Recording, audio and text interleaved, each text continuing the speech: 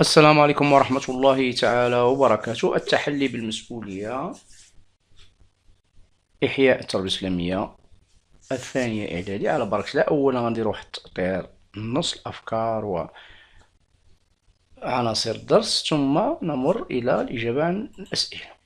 إذا التحلي، المحور الأول مفهوم المسؤولية: كل ما يكون الإنسان عليه مسؤولا ومطالبا به من أمور وأفعال قام بها تتعلق بالدين والدنيا، فإن وفى بها فله الأجر، وإن ضيعها فله العقاب. الدليل الشرعي من خلال قوله تعالى: وقفوهم إنهم مسؤولون. هنا الكتابة كما في القرآن هذيك مسؤولون، الكتابة القرآنية كتكتبها هكاك.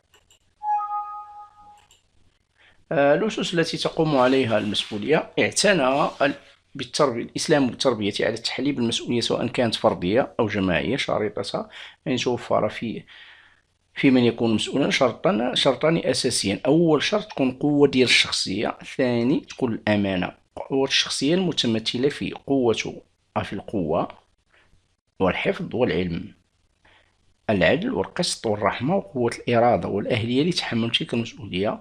قال يوسف في سورة يوسف، قال للعزيز عزيز مصر ملك مصر: قال اجعلني على خزائن الأرض. لماذا قال اجعلني على خزائن؟ إني حفيظ عليم.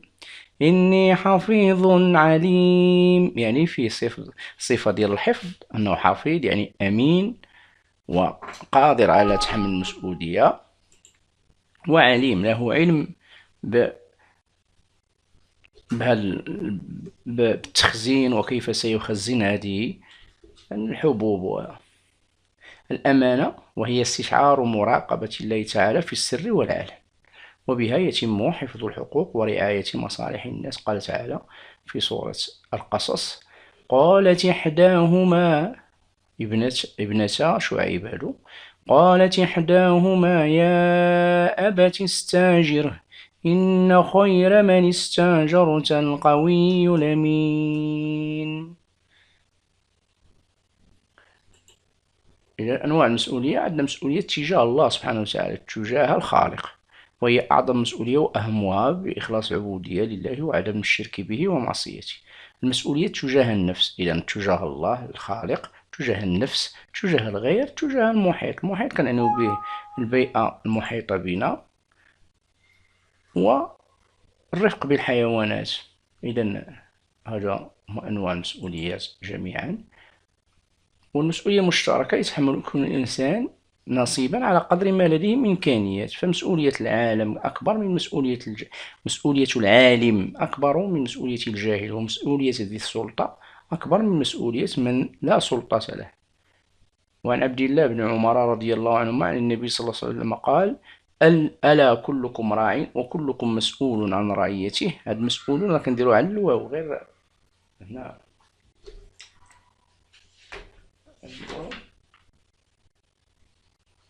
نعم نديرو على الواو، فهمتي؟ نحاول نصحح لكم كاملة لأن هذا غير بلاتي. إذن وكلكم مسؤول عن رعيته، فالأمير الذي على الناس راع وهو مسؤول عن رعيته، والرجل راع على أهل بيته وهو مسؤول عنهم، والمرأة راعية على بيت بعلها يعني زوجها وولده وهي مسؤولة عنهم، والعبد راع على مال سيده وهو مسؤول عنه. ألا فكلكم راع وكلكم مسؤول عن رعيته، كما عندكم هذا الحديث عندكم في الصفحة 32.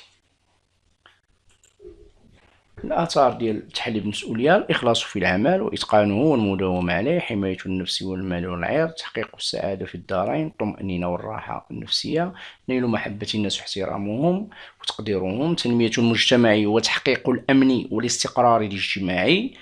أقوم سلوكي: المسؤولية أمانة عظيمة سيسأل عنها العبد يوم القيامة، فإن أداها كما يجب نال ثوابها، وإن ضيعها عوقب، لذا وجب حفظها وعدم الاستهتار بها. القيم المستفادة: التوحيد، العلم، الأمانة، العدل. إذا نمشيو هنايا، إذا كما شفنا هذه الآية: وقفوهم إنهم مسؤولون. قفوهم، مسؤولون، مساءلون، محاسبون. المهم، أبين ما سيتعرض له العبد يوم القيامة من خلال نص واحد. إذا سيتعرض العبد للسؤال عن مسؤوليته في الدنيا، سيتعرض للحساب والسؤال وما قام به من أفعال وأقوال. أستخرج تعريف المسؤولية من خلال النص الجوج. تعتبر من النص الجوج، هو راك شفتو في الصفحة 30.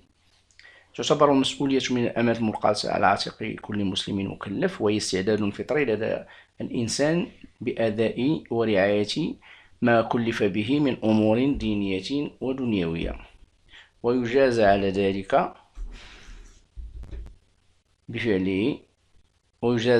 بفعله ويعاقب على تركه. 3. التعريف المركز: كل ما يكون الإنسان عليه مسؤولا ومطالبا به من أمور وأفعال قام بها تتعلق بالدين والدنيا، فإن وفى بها فله الأجر، وإن ضيعها فله العقاب. أسس التي تقوم عليها المسؤولية اللي كنا شفنا قبيلة: الثقة في النفس والأمانة، ياك، وهادو هما النصوص راه شفناهم نيت في البداية ديال تقديم الدرس. يستخلص من النص واحد الصفات التي أهلت يوسف عليه السلام لتحمل المسؤولية.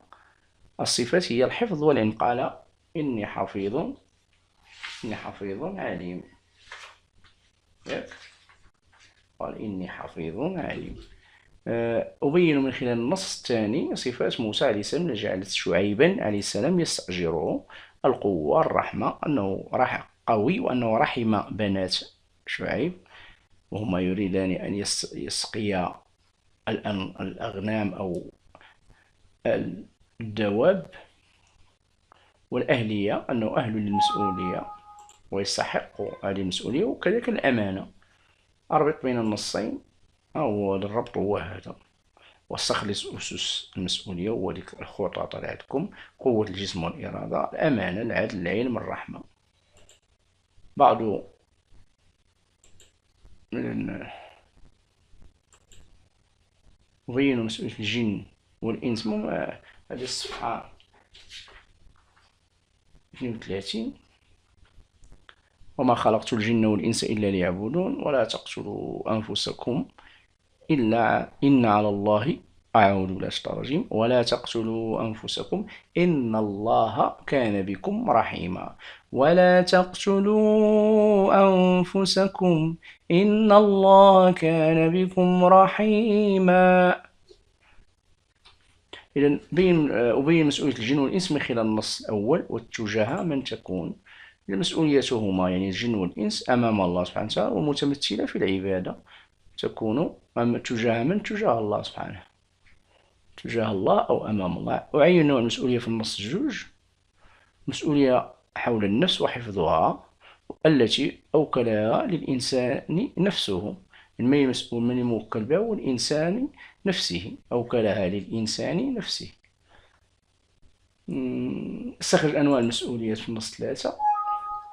عندنا مسؤولية تجاه الغير، وذلك من خلال رعاية حقوقهم وأداء واجباتهم. هذا شفنا تما: مسؤول على الرجل، الإمام أو الأمير مسؤول على الشعب ديالو، الرعية ديالو. الرجل مسؤول على الأهل ديالو، والمرأة مسؤولة على بيتها. يعني هنا المسؤولية تجاه الآخر.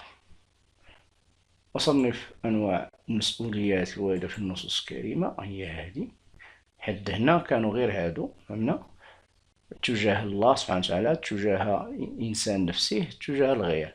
غنجيو هنا عندنا مسؤولية تجاه المحيط. لاحظتوا هذا يقوم بغرس شتلة. صلوا على رسول الله.